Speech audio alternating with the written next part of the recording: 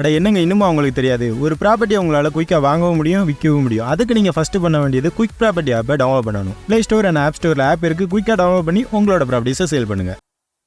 நண்பர்களுக்கு வணக்கம். நான் உங்கள் நண்பன் முருகன். நடக்கவிருக்கிற 2026 சட்டமன்ற தேர்தலில் நாம் தமிழர் கட்சி வெற்றி பெறுமா? கூட்டணி வியூகங்கள் எப்படி இருக்கும்? விஜய் அவர்கள் கட்சி துவங்கி வேட்பாளர் நிறுத்துறதுக்கு முயற்சி பண்ணுறாரு, அவருடைய வெற்றி வியூகம் எப்படி இருக்கும்? அண்ணாமலையினுடைய வெற்றி வியூகம் எப்படி இருக்கும்னு சொல்லிட்டு பல்வேறு தரப்பட்ட கருத்துக்களை ஒவ்வொருத்தரும் அவங்களுடைய மன கோணத்திலேருந்து எழுதுகிறாங்க. அப்போ என்னுடைய கருத்தையும் சொல்லாங்கிறதுக்காக தான் அந்த பதிவு. நேரம் இருந்தால் பொறுமை இருந்தால் கவனிங்க. அதுக்கு முன்னாடி ஒரு சின்ன தகவலை கூட சொல்ல விரும்புகிறேன். தம்பி உங்கள் தம்பி நான் ஃபஸ்ட்டு கமெண்டில் போட்டு ஒரு விஷயத்தை பின் பண்ணி விடுவேன். அதில் நீங்கள் நேராக போய் நம்ம குரூப்பில் இணைஞ்சிக்கோங்க. நம்மளுடைய வாட்ஸ்அப் குரூப்பு. நீங்கள் நம்மள்ட்ட உங்களுடைய கருத்துக்களை டேரெக்டாக அந்த வாட்ஸ்அப் குரூப்பில் போடலாம். அதில் ஒரு நாம் மீடியா அப்படின்ற ஒரு வெப்சைட்டும் இருக்கும். ஒன் இண்டியா தமிழ் இருக்குது, தினத்தந்திக்கு வெப்சைட் இருக்குது, தினமலருக்கு வெப்சைட் இருக்குது, இப்படி எல்லாருக்கும் வெப்சைட் இருக்கு இல்லையா? நமக்கு ஒரு வெப்சைட் வேணும்ல, ஒரு வெப்சைட் கிரியேட் பண்ணியிருக்கோம். அந்த வெப்சைட் பேர் நாம் மீடியா. அப்போ அதில் உங்களுடைய கருத்துக்களை, உங்களோட செய்திகளை நீங்கள் எழுதி போடணும்னு நினைக்கிறீங்க அப்படின்னா, நம்ம அந்த வாட்ஸ்அப் குரூப்பில் நீங்கள் இணைஞ்சிங்கனாக்கா அதில் நீங்கள் போடக்கூடிய தகவல்களை விரைவாக நம்மளுடைய அட்மின் பார்ப்பாங்க. எடுத்து எவ்வளோ தூரத்துக்கு அதை சரி பண்ண முடியுமோ ஃபைன் டியூன் பண்ணி எடுத்து போட்டுருவாங்க. எழுதிய நபருடைய பெயரையும் போடனாலும் போட்டுடலாம். சரி, உங்களுடைய செய்திகள் நம்ம இணையதளத்தை வர்றதுக்கான வாய்ப்புகள் இருக்குது. விரைவில் அந்த குழுவில் இணைஞ்சிக்கங்க. இதய அறுவை சிகிச்சைக்கு 7 லட்சம் ரூபாய் வரை தேவைப்படுகிறது. உங்களால் முடிந்தால் உதவுங்கள். மிகவும் ஏழ்மையான குடும்பத்தில் பிறந்த நபர். நம்மக்கிட்ட கருத்து யுத்தம் பண்ணுறதுக்காக இணைஞ்சிக்கங்க. சரி, இப்போ கூட்டணி அப்படி வரும்பொழுது நாம் தமிழர் கட்சி கூட்டணி வைக்கணும் அப்படின்னு சொல்லிட்டு பல பேர் மண்டையை வச்சு அண்டை கொடுத்து முட்டு கொடுத்து பார்த்தாங்க. கூட்டணியும் இல்லை, கொண்ட கடலையும் இல்லைன்னு ஏற்கனவே 25 வேட்பாளர்கள் வரைக்கும் மறைமுகமாக அறிவிச்சாச்சு. அதிகாரப்பூர்வமாக இல்லாமல் மறைமுகமாக அந்தந்த கூட்டங்களுக்கு போகும்போது அறிவிச்சு விட்டாங்க. கிட்டத்தட்ட 25 வேட்பாளர்கள் அறிவிச்சே விட்டாச்சுன்னு சொன்னால் நாம் தமிழர் கட்சி கூட்டணி குறித்து முடிவெடுக்கவில்லை, நாங்கள் தனித்து தான் அப்படின்றதுல தெளிவாக இருக்கிறாங்க, தெரிஞ்சு போச்சு. இப்போ கூட்டணியே இல்லையப்பா, அப்போ நம்ம வெற்றி பெறுறது அப்படின்னு கேட்டிங்கன்னா, நம்மளுடைய வெற்றியை தீர்மானிக்கிற இடத்துல இருக்கிறது அண்மையில் கட்சி துவங்கின நடிகர் ஜோசப் விஜயோடைய கட்சி. என்னப்பா ஜோசப் விஜய்ன்னு சொல்கிற, நீயும் பிஜேபி ஆள் மாதிரி பேசுகிறிய அப்படின்னு கேட்டிங்கன்னா, அவருடைய பெயரை நம்ம சொல்கிறதுல வெட்கப்படக்கூடாது. ஒருத்தருடைய பெயரை சொல்கிறது ஒன்றும் தப்பு கிடையாது. அவருடைய பேர் அதுவா, ஆம் அதுதான் என்று அவரே ஒத்துக்கிட்டது போ அந்த பேரும் சொல்கிற தப்பு இல்லை இல்லையா? சரி, நடிகர் ஜோசப் விஜய் அவர்கள் தொடங்கின கட்சி நிறுத்தக்கூடிய வேட்பாளருடைய பலத்தை பொறுத்தும் அவருடைய பிரச்சார வியூகத்தை பொறுத்தும் தான் நாம் தமிழர் கட்சியுடைய வாக்கு சதவீதம் இருக்குது. அதே போல் அண்மையில் தமிழகத்தில் மிகப்பெரிய தாக்கத்தை பிஜேபி கட்சியில் இணைஞ்சு தன்னை ஒரு அரசியல் மாஸ் சக்தியாக காட்டிகிட்டு இருக்கிற இளம் தலைவராக மக்களிடத்தில் வளம் வந்துட்டு இருக்கிற அண்ணாமலை. என்னப்பா இளம் தலைவருங்கிற மாசு சக்திங்கிற, நீ என்ன பிஜேபியா அப்படின்னு கேட்குறீங்களா? கடைசியாக அண்ணன் சீமானவர்கள் பேசின கூட்டத்தில் கூட அண்ணாமலை அவர்களை பாராட்டி தான் பேசியிருக்காரு. பேசும்பொழுது கூட பிஜேபி ஒரு இடத்துல இருக்குது, வளர்ந்துக்கிட்டு இருக்குது அப்படின்னாலே தம்பி அண்ணாமலையினுடைய முயற்சி தான், அவர் கட்சி வளர்ச்சி பதவியில் கொண்டு போயிட்டு இருக்கிறாங்கிறத அண்ணன் சீமானவர்களே ஒப்புத்துக்கிட்டாங்க. தலைமை ஒருங்கிணைப்பாளரே கட்சி பிஜேபி வளர்ந்துக்கிட்டு இருக்கிறத ஒத்துக்கிட்டு இருக்கப்போ உங்களுக்கு என்ன பிரச்சனை? உண்மைன்னு சொல்லும்பொழுது ஏற்றுக்கங்க. அப்போ தான் எதிராளியின் பலம் தெரிந்தால் தான் நாம் எந்த ஆயுதம் எடுக்குன்னு தெரியும். எதிராளி பலவீனமாக இருக்கான்னு நினச்சிக்கிட்டு நம்ம பாட்டுக்கு கம்பு கட்டையும் எடுத்துகிட்டு போகக்கூடாது இல்லையா?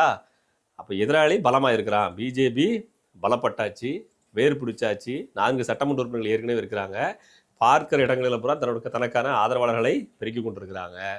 நாம் இந்துக்கள் ஒன்று கூடுங்க அப்படின்ற கான்செப்டை மறைமுகம் விதைச்சாச்சு. விதைத்த விதைகள் பலன் கொடுக்க தொடங்கி இருக்குது.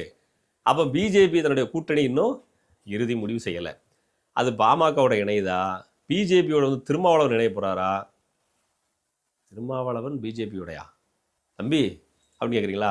எப்போ வேணால் எது வேணால் நடக்கலாம், கூட்டணி நடக்க வாய்ப்பு இருக்குது. ஏன்னா துணை முதல்வர் கொடுக்குறேன்னு சொல்லியிருக்காங்க. எங்களோட இணைந்தால் துணை முதல்வர் கொடுக்குறேன்னு சொல்லியிருக்காங்க. கட்சி வெற்றி பெற்றால், பிறலைன்னா 2வது, பெற்றால் துணை முதல்வர்னு சொல்லியிருக்காங்க. ஆனால் திமுக இன்னும் பிளாஸ்டிக் சேரில் உட்கார வச்சிருக்குது. இப்போ இந்த நிலை மாறணுங்கிற பொழுது என்ன வேணாலும் மாற்றம் நடக்கலாம். அப்படின்ற பொழுது பிஜேபியோடைய கூட்டணி உறுதி செய்யப்படலை. பிஜேபியோட கூட்டணியில் திரும்ப வரலை, அன்புமணி ராமதாஸ் வர்றாங்க அப்படின்னா கூட பிஜேபி கூட்டணி இந்த பக்கம், விஜயவருடைய கூட்டணி இந்த பக்கம், நாம் தமிழர் கட்சி தனித்து ஏற்கனவே களத்தில் சட்டமன்ற உறுப்பினர்கள், பாராளுமன்ற உறுப்பினர்கள் வச்சிருக்கக்கூடிய திமுக, அதிமுக, காங்கிரஸ் கூட்டணி. அப்போ இவர்களுக்கு மத்தியில் நாம் போட்டியிடும் பொழுது நம்மளுடைய வெற்றி கனி அப்படின்றது எட்டாக்கனி தான். நம்முடைய வெற்றி கனிங்கிறது கிட்டத்தட்ட எட்டாக்கனி தான். தம்பி நெகட்டிவாக பேசாதப்பா, எப்போ பாரு நீ ஆகாததே பேசுகிற. நீ நடக்கும், ஜெயிச்சிருவோம், ஆட்சியை பிடிச்சிருவோம், இப்படி தான் இப்போ பேசணும். மக்கள்கிட்ட நல்ல கருத்தை சொல்லணும்பா அப்படின்னு. நான் மறுபடியும் சொல்கிறேன், ரியாலிட்டி வேற. மக்கள் இன்னமும் தனக்கான தலைவரை திரையரங்கு வாசல்லே தேடிட்டு இருக்கிறாங்க, தனக்கான தலைவனை கோவில்களே தேடிட்டு இருக்காங்க, தனக்கான பிரச்சனையை தீர்க்கிறதுக்கான சக்தியா கடவுளை தான் வழிபட்டு தேடிட்டு இருக்கிறாங்க. தன் மதத்தின் மேலே ஒரு சின்ன விஷயத்தை பேசிட்டான்னா ஒன்று கூடி உட்காந்து ஒப்பாரி வைக்கிறாங்க. ஏற்றுக்கிற மனோப்போக்கும் இன்னும் மக்கள்கிட்ட வரல. விதைத்த விதைகள் இப்போதான் முளைச்சிருக்குது. இது வளர்ந்து செடியாகி மரமாகி தான் அப்புறம் தான் பலன் அறுவடை செய்ய முடியும்.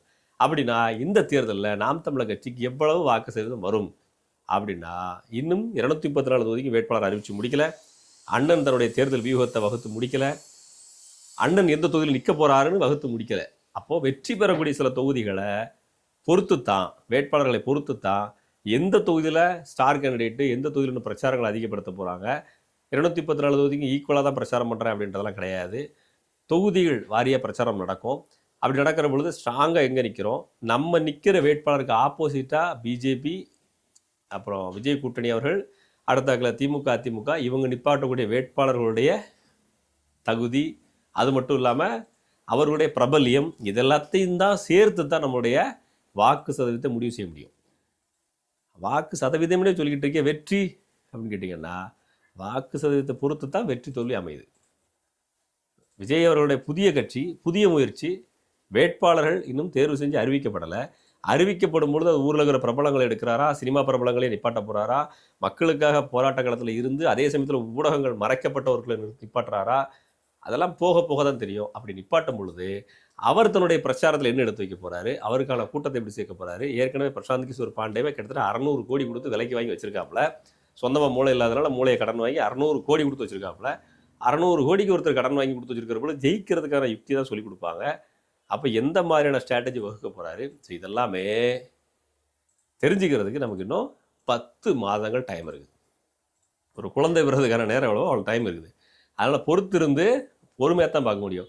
இப்போதைக்கு நாம் தமிழர் கட்சி கூட்டணியாக அதிமுக கூட சேருதா, விஜய் கூட சேருதான்னா, விஜய் கட்சி துவங்கப்படுற நாளில் இருந்தே நான் முதல்ல சொல்லிக்கிட்டே இருக்கிறேன், விஜயோட கூட்டணி அப்படின்னு நடந்தால் ஒன்று விஜய் பைத்தியக்காரனாக இருக்கணும், அதை கூட்டணி வச்சுக்குவார் அப்படின்னு நம்புறீங்கன்னா நாம பைத்தியக்காரனாங்கன்னு சொன்னேன். ஆனால் சில பேர் அப்படிலாம் இல்லை, சீமாவோட நெருக்கமான தம்பி அவர் அப்படிலாம் சொன்னாங்க. யாரோ ஒருவர் முதலமைச்சர் ஆகிறதுக்காக இன்னொருத்தர் கட்சி துவங்க மாட்டாங்கன்றதான் உண்மை. கட்சி துவங்கி தன்னுடைய பிரபலத்தெல்லாம் விட்டுட்டு பணபலத்தை போட்டு தன்னுடைய பிரபல பப்ளிசிட்டியை பயன்படுத்தி இன்னொருத்தர் முதலமைச்சர்கள் உட்கார வைக்கிறதுக்காக உழைக்க மாட்டாங்கிறதா உண்மை. இதுதான் யதார்த்த உண்மை. இது விஜயர்களுடைய லைஃப்பில் நம்ம தெரிஞ்சுக்கணும், பாடம் கற்றுக்கணும். ஒரு பிரபலம் வந்து திடீர்னு நமக்கு ஆதரவு கொடுத்து நம்மளை முதலமைச்சர் ஆகிடுவார் அப்படின்னு நம்புறதும் தேவையற்றது அப்படின்ற சொல்லியிருந்தேன். அது நிறுவனப்பட்டிருக்கு. இப்போ நான் சொல்கிறேன், மறுபடியும் ஞாபகம் வச்சுக்கிடுங்க, நம்மளுடைய கட்சி இந்த வியூகத்தில் இப்படி இந்த ஸ்ட்ராட்டஜிலே ஃபாலோ பண்ணி போயிட்டு இருந்தாங்க. பிரச்சாரங்கள் வந்து ஒன்றும் கடுமையாக இல்லாமல் நார்மலாக போயிட்டு தான் இருக்குன்னா, ஏற்கனவே இருக்கிற 8.66 8 சம்திங்கிலிருந்து அதிகபட்சமாக இரட்டை இலக்கத்தை தொட்டு 12% நிற்கலாம். எதிரணியில் நிப்பாட்டக்கூடிய வேட்பாளர்களை பொறுத்து, எதிரணியில் தேர்தல் நேரத்தில் வரக்கூடிய பிரச்சனைகளை பொறுத்து, பிஜேபி எந்த பிரச்சனையை திமுக எதிராக கிளப்புதுங்கிறத பொறுத்து, அதிமுக எதிராக கிளப்புறதுங்கிறத பொறுத்து, நாம் தமிழர் எதை மையமாக வைத்து தேர்தலை சந்திக்கிறதுங்கிறத பொறுத்து, முதல் தேர்தலில் ஈழ விடுதலை மையமாக வச்சு சந்திச்சது, 2வது தேர்தலில் விவசாய பிரச்சனை மையமாக வச்சு சந்திச்சது, 3வது தேர்தலில் எதை மையமாக சந்திக்குது அப்படின்றத பொறுத்து, தேர்தல் வியூகங்கள் எதிரணிகள் என்ன விஷயங்களை பரப்புறாங்கிறத பொறுத்து தான் வாக்கு சதவீதம் மாறும். இப்போ இருக்கிற இதே மனநிலையோட கட்சி ஓட்டத்தை தொடர்ந்தால் அதிகபட்சமாக 10% 12% தொடலாம். இவ்வளவு தான் என்னுடைய கருத்து. இதுக்கு நீங்கள் எதிர்க்கிறது சொல்கிறீங்க அப்படின்னா கட்டாயம் சொல்லணும். அதுதான் ஆரோக்கியமான நிகழ்வு. கொஞ்சம் திட்டாமல் சொல்லுங்கள். கீழே ஒரு வாட்ஸ்அப் குரூப் போட்டிருக்கேன், குரூப்பில் வாங்க, நம்மளாம் நேரில் பேசிக்கிடுவோம். சரி, அடுத்த பதிவில் சந்திக்கலாம். அந்த குரூப்பில் வந்து டிஸ்கஸ் பண்ணுறோம். நாம் தமிழர் கட்சி எந்த தொகுதியில் ஸ்ட்ராங்காக இருக்குது, எந்த தொகுதியில் வீக்காக இருக்குதுலாம் நம்ம டிஸ்கஸ் பண்ணுறோம். கட்சியை வளர்க்குறோம். ஜோசப் விஜய் கட்சி ஆரம்பித்தாருன்னா அண்ணாமலை வந்து பால் ஊற்றுறோம், நமக்கு என்ன எல்லாம் ஓரம் கட்டிட்டு ஆட்சியை பிடிக்கிறோம். ஆட்சியை பிடிக்கிற ரொம்பலாம் தேவையில்லைங்க, 28 விழுக்காடு வாக்கு இருந்தால் போதும். என்ன எப்படி சொல்லிட்டு அப்படிங்கன்னா உண்மையிலே அவ்வளோதான் தேவை. தொகுதிக்கு 40,000 ஓட்டு இருந்தால் போதுங்க நம்ம ஜெயிக்கிறதுக்கு. 40,000 45,000 ஓட்டு இருந்தால் நம்ம ஜெயிச்சிடலாம். சத்தியமாக அப்படி தான் தேவை. நீங்கள் வேணால் கணக்கு போட்டு பாருங்கள். யாராவது ஒருத்தர் இல்லை தம்பி நீ தப்பு கணக்கு போடுறதுன்னு சொன்னீங்கன்னா வாங்க 1 to 1 பேசுவோம். அதுக்கு தான் குரூப்பில் வர சொன்னேன். எல்லா தொகுதியிலையுமே நமக்கு 40,000 45,000 ஓட்டு தான் நம்ம வின்னு ஜெயிச்சிடறோம். இதுக்கப்புறம் உங்கள் விருப்பங்க. இல்லைங்க தம்பி நீங்கள் தப்பு கணக்கு போடுறீங்கன்னா என்ன தப்பு கணக்கு அப்படின்றத நம்மகிட்ட குரூப்பில் வந்து சொல்லுங்கள். நம்முடைய நாம் மீடியான்ற வெப்சைட்டை நண்பர்களிடத்தில் பகிர்ந்துக்கங்க. வரக்கூடிய தேர்தலில் நாம் சொன்ன கணக்கு சரியாக இருக்குதா அப்படின்றதெல்லாம் இன்னும் 10 மாதத்தில் ரிசல்ட் வந்துடும், தெரிஞ்சுக்குவோம். நன்றி. உங்களோட பிஸ்னஸை நீங்கள் விளம்பரப்படுத்தணும்னு நினைக்கிறீங்களா? அதுவும் வெறும் டீ குடிக்கிற காசில். அதுக்குன்னே இருக்குது நம்மளோட நாம் மீடியா. ஸோ இன்னும் ஏன் வெயிட் பண்ணிக்கிட்டு இருக்கீங்க? உடனே உங்களோட பிஸ்னஸை விளம்பரப்படுத்துங்க.